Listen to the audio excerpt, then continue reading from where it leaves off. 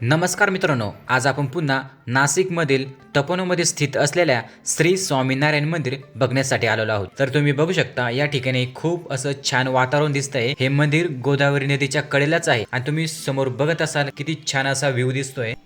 तर मित्रांनो, नाशिक भूमीवर अनेक ऐतिहासिक, धार्मिक, प्राचीन व सांस्कृतिक मंदिरांची निर्मिती झाली आहे। त्यापैकीच हे एक मंदिर श्री स्वामीनारायण मंदिर। श्री स्वामीनारायणांची जगभरामध्ये 1200 मंदिरे आहेत, त्यापैकीच 1000 मंदिरे आपल्या भारतातच आहेत। तर मित्रांनो, जर तुम्ही हे मंदिर बघण्यासाठी येत असाल, त्याच्यासोबतच तुम्ही आणखी काही मंदिरे बघू शकता, जे की काळाराम मंदिर, कपालेश्वर मंदिर, रामकुंड, गोदावरी नदी, पंचवटी, सीतागुफा, सीताची झोपडी आणि ज्या ठिकाणी रामाने सुपर्णखाचे नाक कापले होते ते ठिकाण। पायऱ्या चढून आल्यावरती सुंदर असे नक्षीकाम त्रिशिखर मंदिर दिसते। या मंदिराचं वैशिष्ट्य म्हणजे हिंदू शिल्पशास्त्रानुसार हे मंदिर बांधण्यासाठी कुठल्याही प्रकारचा धातू किंवा कॉन्क्रीटचा वापर केलेला दिसत नाही। मंदिर बांधण्यासाठी राजश्र माती, गुलाबी बन्सी पहाडी पुरे या पाषाणाचा वापर केलेला दिसतो। या मंदिराची उंची 180 फूट तर रुंदी 110 फूट आहे।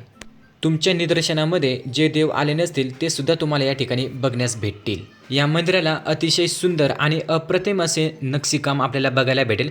प्रत्येक खांबांवरती आणि प्रत्येक भिंतीवरती वेगवेगळे तुम्हाला नक्षीकाम बघायला भेटेल आणि तुम्ही वरती जर बघितले तर एकदम छान ॲक्युरेट डिक्टोडिक्ट असे तुम्हाला नक्षी बघायला भेटेल आणि प्रत्येक भिंतींवरती, प्रत्येक खांबांवरती तुम्हाला वेगवेगळे नक्षी